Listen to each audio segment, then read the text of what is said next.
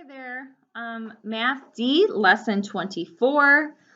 Find your textbook lesson for 24. We're going to start with part 1 here, okay? Ooh. All right, follow along. When you add or subtract amounts for dollars and cents, you have to follow these rules. Sorry, I'm trying to get this set for you. You show a dollar sign for the first number, and you show a dollar sign in the answer.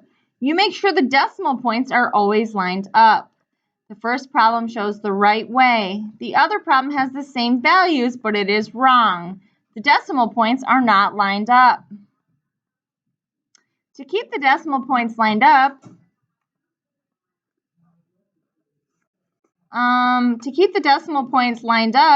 you have to write the numbers in, starting from this side, then decimal point, and then add in the other numbers.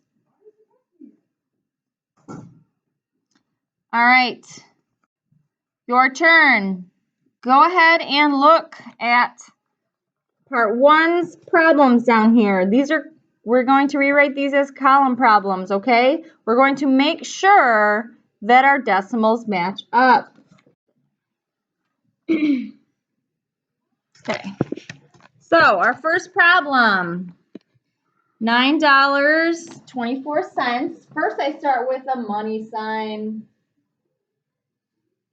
$9.24.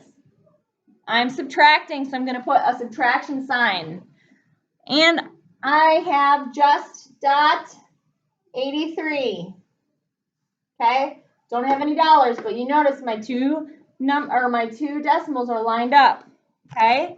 So I also need a money sign in my answer, so I'm just going to go ahead and put that. Now I'm going to subtract. 4 minus 3, I can do it because there's more on the top.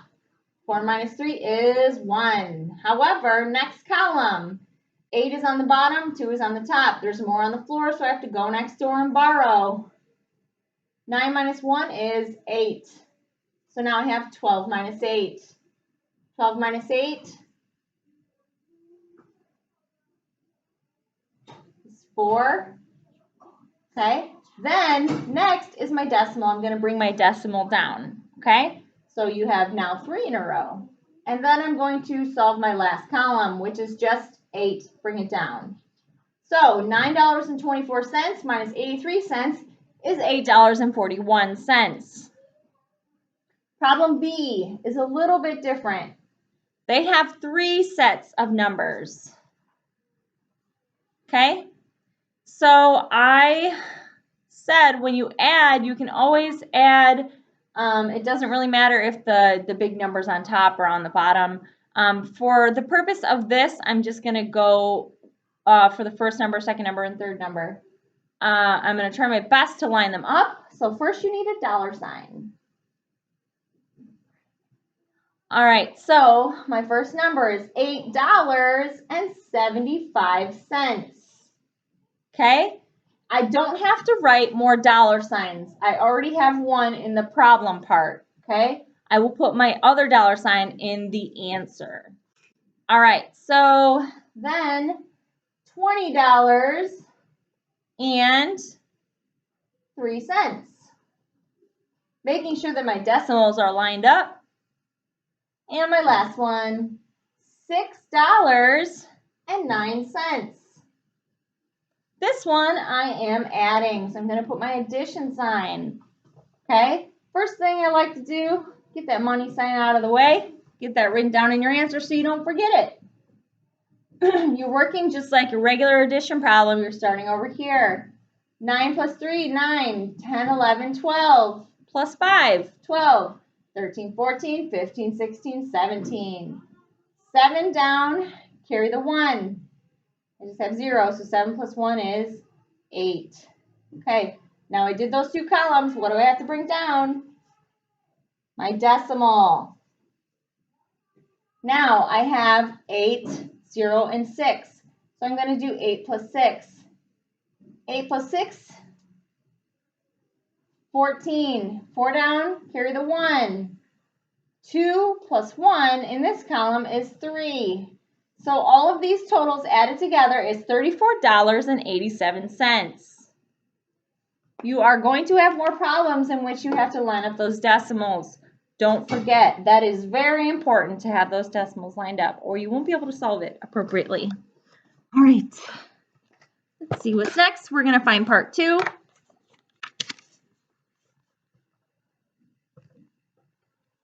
All right, this table shows the inches of snow that fell in January and February in Hill Park and River Park. To answer these questions, you have to compare numbers. Item A, which park had more snowfall in February? To answer that question, you have to find the column for February and then compare the numbers for Hill Park and River Park. See which is larger. Then look at the name of the park that has the larger number. Okay? The park that had the largest number of snowfall in February was River Park. Yes, River Park had 18 inches of snowfall in February. Hill Park only had 14. Item B. Which park had more snowfall in January? This item asks about January. Find that column. Which park had more snowfall in January? Which one had the bigger number? Hill Park. Item C. In which month did River Park have less snowfall? In this item, it asks about only River Park. Find the row for River Park. The question asks about less, so find the smaller number. Then look at the name of the month that has the smaller number. What is the name of the month that has the smaller number for River Park? January. Yes, River Park had 15 inches of snowfall in January and 18 of snowfall in February. All right, so part 3, so we answered all of the ones for part 2. Part 3 is just like part 2, but it has different numbers. For some questions, you'll compare numbers. Your turn. Write the answers for A through E for part 3 on your paper. You may pause. Don't forget you're probably going to compare some columns and numbers. When you are finished, we're moving on to part 4.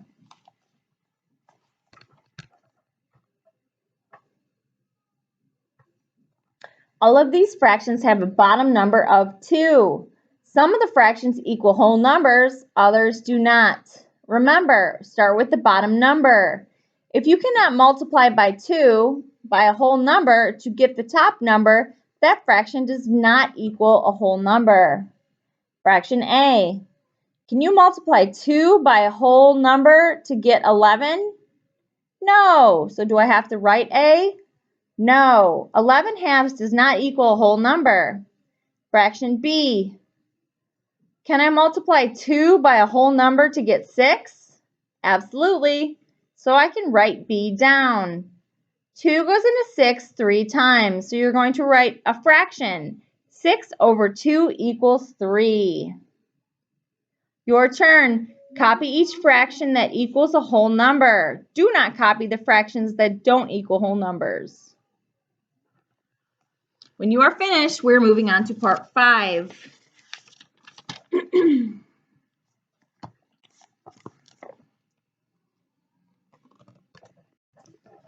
Part 5. You are rewriting the numbers in part 5 as a division problem. Remember, the first number goes on this side. The second big number goes underneath. Okay? Then I want you to find your answer.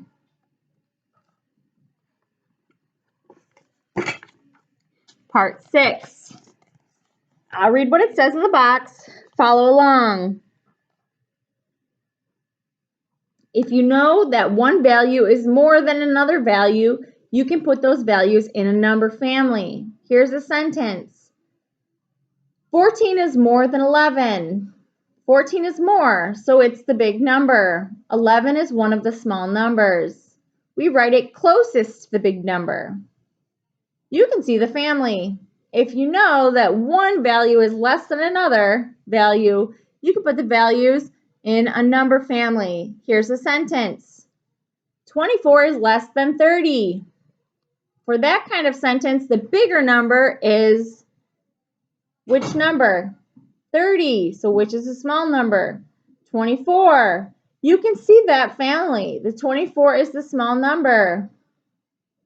That's the number closest to 30. You can do the same thing with names.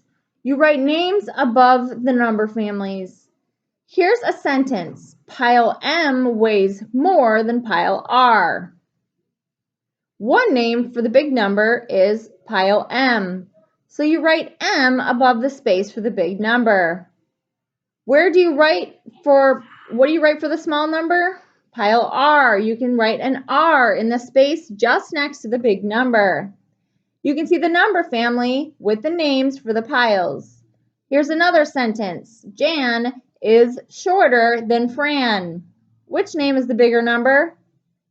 Fran, because Jan is shorter, so Fran is taller. So what name is a small number? Jan. And what is my big number there? I would put Fran. Remember, the name for the bigger number, for the big number in the family, that's the value that is farther, longer, bigger, heavier, older, or faster. Now we're going to jump over to your workbook page.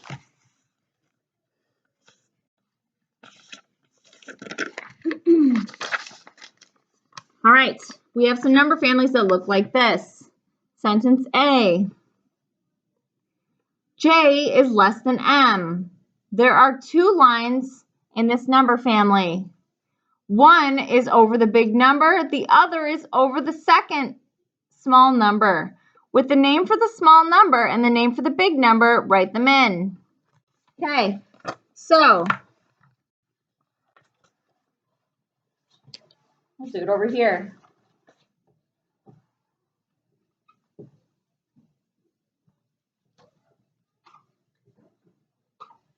So in all of these, they give you little lines above the second small number and lines for the big number so that you can plug these names in.